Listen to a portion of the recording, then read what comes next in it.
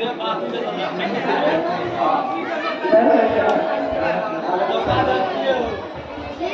की कार्रवाई शुरू की जाए।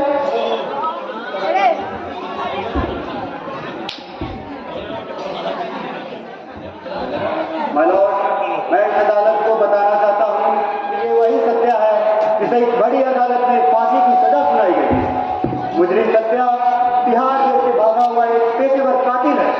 इसने एक नहीं बल्कि 6 हत्याएं की है और जिनकी हत्याएं हुई हैं उनका नाम इस प्रकार से: पहला, पुलिस इंस्पेक्टर गौरव और उसके 2 साथी कांस्टेबल। दूसरा, ठाकुर भानु प्रताप। तीसरा, वकील ब्रिजभूषण। और अंत में मुनीम मुरली की हत्या की इसने। इस कत्ल के पीछे आतंकवादी सरगना गोगा का योगदान होगा, क्योंकि जब सत्या जेल से फरार हुआ तो वो गोगा की जेल थी और गोगा ने उसे आतंकवादी बनने पर मजबूर किया। महिला सरकारी वकील साहब, इस कत्ल के पीछे आतंकवादी सरगना गोगा का हाथ नहीं है। ये कत्ल का जिम्मेदार सिर्फ मैं हूं, मैं अकेला। अगर सजा सुनानी है सिर्फ आप मुझे कहिए।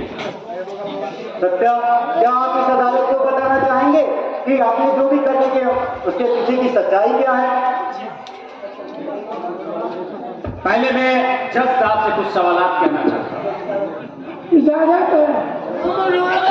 जज साहब, इसी कुर्सी पे बैठ के आपने जो सजा सुनाई थी क्या वो सत्य थी? एक निर्दोष को फांसी की सजा सुनाकर कलम तोड़ दी गई थी। साफ साफ बोलो, कहना क्या चाहते हो? अदालत को गुमराह करने की कोशिश मत करो। ब्रिजभूषण सरकारी वकील होकर भी बिना रिश्वत लिए कोई काम नहीं करता था और ठाकुर भानु प्रताप से रिश्वत लेकर मुझे फांसी की सजा दिलाई। सत्या, तुम्हें ये कैसे पता चला कि रिश्वत ठाकुर भानु प्रताप ने दिया है? रिश्वत है, रिश्वत तो कोई किसी को भी दे सकता है। वकील साहब, मरते वक्त इंसान कभी झूठ नहीं बोलता।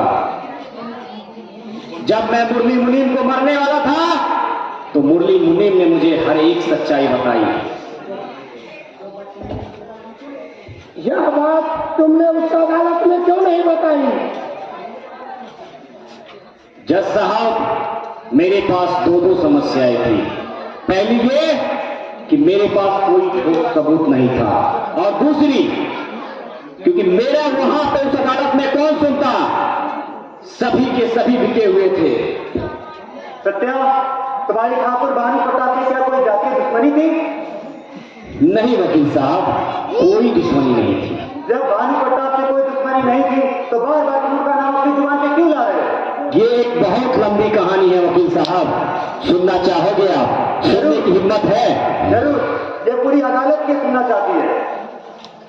वकील साहब, मैं एक पढ़ा लिखा देशभक्त था।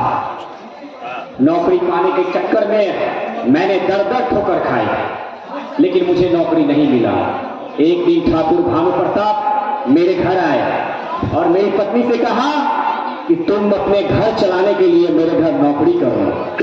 मेरी पत्नी ना समझ उसके घर नौकरी करने चली गई और उस ठाकुर भानु प्रताप कुत्ते ने मेरी पत्नी का फायदा उठाकर उसकी आबरू लूट ली और मुझे मुजरिम बनने पे मजबूर कर दिया। अच्छा, तो इसलिए तुम लोगों ने कानून के साथ खिलवाड़ किया? क्यों, तुम्हें कानून से जरा सा भी डर नहीं? अरे वकील साहब, जिस इंसान की हरी भरी भगिया उजड़ गई हो उसको कानून से क्या डर लगेगा?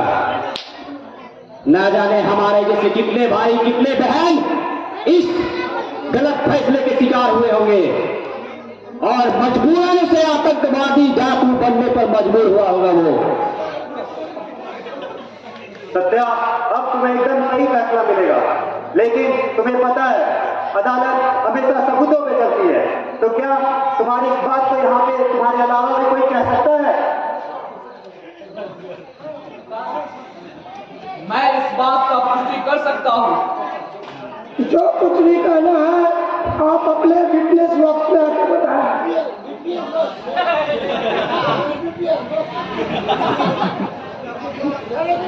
मैं क्राइम ब्रांच का एसपी हूँ। मैंने इसके आतंकवादी बनने का पता लगाया है। इसने जो कुछ अदालत को बताया है वो बिल्कुल सच है।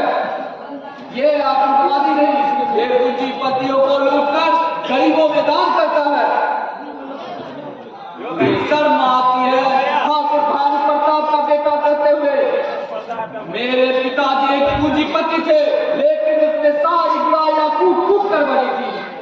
मैंने उसे लाख समझाया, लेकिन मेरी एक भी न सुनी।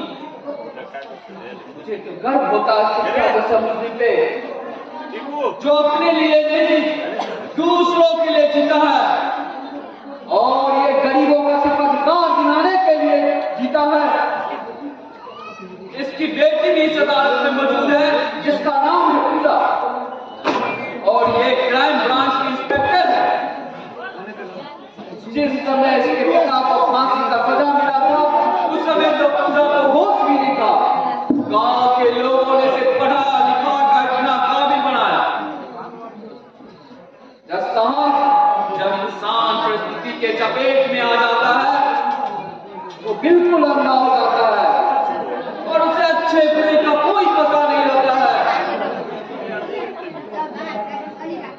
माय लॉर्ड, अब यह बात एकदम आने की तरह साफ हो गई है कि सत्या कोई से बात कातिल नहीं है। इसलिए मैं अदालत से रिक्वेस्ट करता हूँ कि इसे कम से कम सजा सुनाई जाए। सारे बयानों और दलीलों को सुनने के बाद अदालत इस नतीजे पे पहुंची है कि मुजरिम सत्या के साथ जो कुछ भी गलत फैसला हुआ है उसे अदालत शर्मिंदा है, और अदालत ने जो फैसला देकर इस मुकाम तक पहुंचाया है, ऐसी गलती दोबारा नहीं किया जाए। कानून के दायरे में सही फैसला सुनाया जाएगा। अतः अदालत मुजरिम को मुजरिम करार देते हुए फांसी की सजा कम करते हुए 3 साल की सजा सुनाती है, और अदालत यह आदेश देती है यह अपना एक नई जीवन यापन शुरू करे।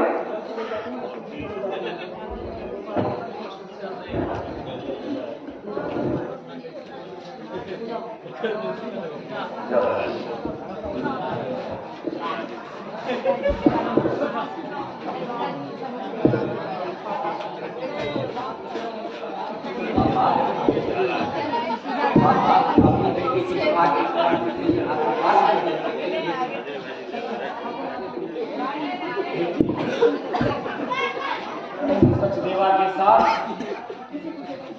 खुशी खुशी अपना जीवन।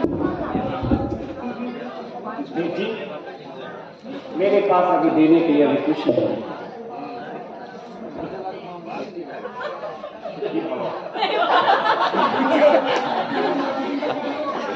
माँ अभी जिंदा होती तो कितना खुश होती बेटी।